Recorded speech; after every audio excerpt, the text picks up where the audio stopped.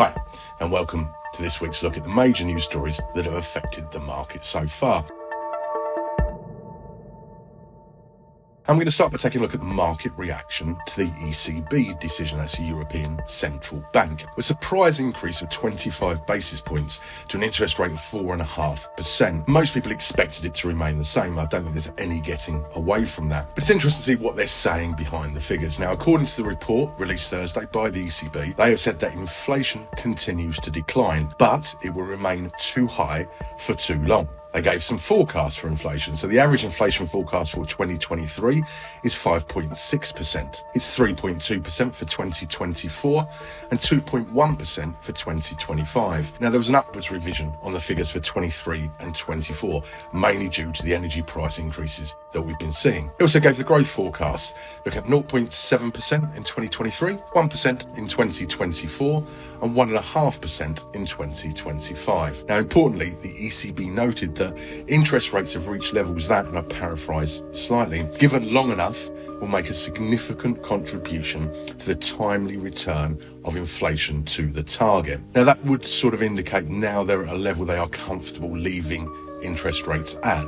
But obviously, as all the central banks and Feds, etc. have been saying, they will be driven by the data. Quick look at the chart, and that shows that the euro, fell basically off the back of this information that came out. In fact, it fell below its previous low on May the 31st at 1.06352. Wasn't helped by some pretty good data from the US, which gave a bit more strength to the US dollar and the dollar index. Taking a look at the chart, we see the ascending channel in blue looks pretty much broken now. And in fact, the price seems to fit more into that downward channel that's seen in red. So will the euro recover? Well, looking at a bit of bullish sentiment, the oscillators indicate an oversold market, so that may well come into play. The price may also be supported by the lower border of that descending channel we're talking about. And there is a key level of support at 1.0521, which has been active in price movements twice already this year. However, of course, inflation still looms large, so keep your eye on that. I think there's going to be quite a bit of volatility out there, so don't forget your risk management techniques. Okay, sticking with currencies, I'm going to take a look at the Great British Pound against the US dollar. And in fact, the price hit a 3-month low after the GDP news. Now, Wednesday saw some disappointing UK economic data. GDP was down 0.5% for July, with declines across a range of sectors. Sterling against the dollar, cable, dropped sharply past the low set on the 7th of September off the back of this. So again, we're thinking, what's going to happen now? Well, bit of bearish sentiment. The UK has the highest inflation amongst Western countries, which is basically forcing the Bank of England to keep rates high and higher than other places. We've also seen a break in the 1.245 level, and we have been in a downward trend since mid-July, as shown by the red channel on the chart. But conversely, there is some information if you're of more of a bullish mindset. There's a chance the RSI indicator will form a bullish divergence, indicating that downward trend starting to exhaust. And the price of sterling may well be supported by the lower border of the current downward channel. Now, the US CPI data that was released on Wednesday did little to help the pound, with the dollar index at multi-month highs yet again. So again, it's unclear. The dollar is strong at the moment, no doubt about it. Lots of data coming out over the coming weeks. These markets are going to be volatile.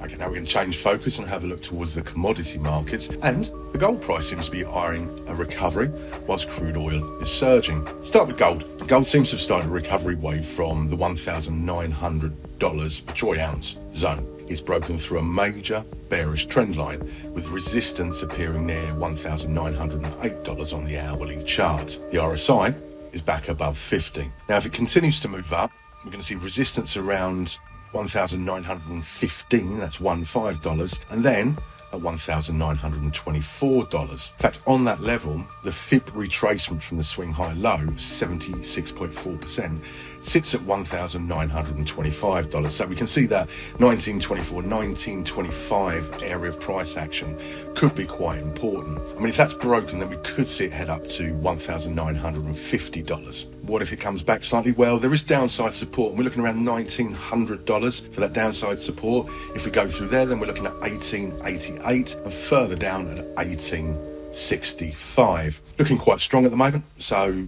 keep your eye on gold as we move through the coming days. And what about crude oil? Well, prices have rallied above the $88 and $90 resistance levels quite strongly. Definitely bullish trend line forming support at $89 for US crude oil on the hourly chart. Now we're currently sitting above resistance at $89.50, which again would indicate a further rise. The next resistance levels we're looking at $90.80 and then $91.20. Charts and general sentiment would seem to be oil increasing. Obviously, limited supplies from the Middle East, dwindling reserves in the States all coming into play. Conversely, the 23.6% Fibonacci retracement level from the swing low, which was $87.68, to the $90.48 high, is $89.80, with the next support near the key bullish trend line at $89. The 50% level of the fib retracement is also 89. So again, we're seeing a couple of different theories converge on what could be quite important price levels. Go down, if there's a downside break, well then we might go to 87.70 and then 85.60. These are obviously two of the biggest commodity markets in the world and clearly seeing quite a lot of price action at the moment, so don't forget your risk management techniques. Okay, now we're going to take a look at an equity, a share, and in fact one we've spoken about quite a lot recently. And NVDA is back in focus. Will the AI trend stop decreasing share prices? As previously discussed, NVDA has been doing rather well of late. We spoke about some great results not that long ago, but Tuesday it reached its lowest value over the 5-day moving average, suggesting a short-term bearish trend. So what's going on? We've had some good figures, and the company seems to have hitched itself to the AI bandwagon. Well, obviously, historically, cryptocurrency mining had been its staple for quite some period of time. And we've spoken about this in the past and how there's been a bit of a decline in the demand for that sort of thing. So AI has become NVIDIA's main focus. And last quarter, the company generated an impressive $13.5 billion in revenue. Moving forwards, AI, it's going to be key.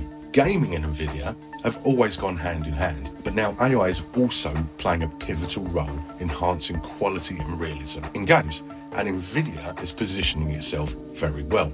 But has all this been taken into account? AI is the big topic and has provided quite a fill-up for the markets over recent months. NVIDIA really are at the forefront of this. In fact, they're part of the White House-led consortium of 8 companies that are looking and sharing information on AI standards and commitments. So is this recent dip a worry? Well, if we put some longer-term context on it, it's worth noting the 52-week high is $502.66 per share. We're not a million miles away from that currently, although we have come off. The 52-week low is $108.13 a share. The past 12 months have been an impressive and a heck of a ride for NVIDIA. So is this a short-term correction? Or is the company's AI pivot and the boom from that subsiding, with people perhaps investors taking a look at a period of concern over its long-term growth? As I say, it's been a heck of a ride. This could just be a short-term correction, or it could be people taking a longer-term view now and having priced in the AI boom. Anyway, we wish you luck with your trading in the week ahead. Bye for now.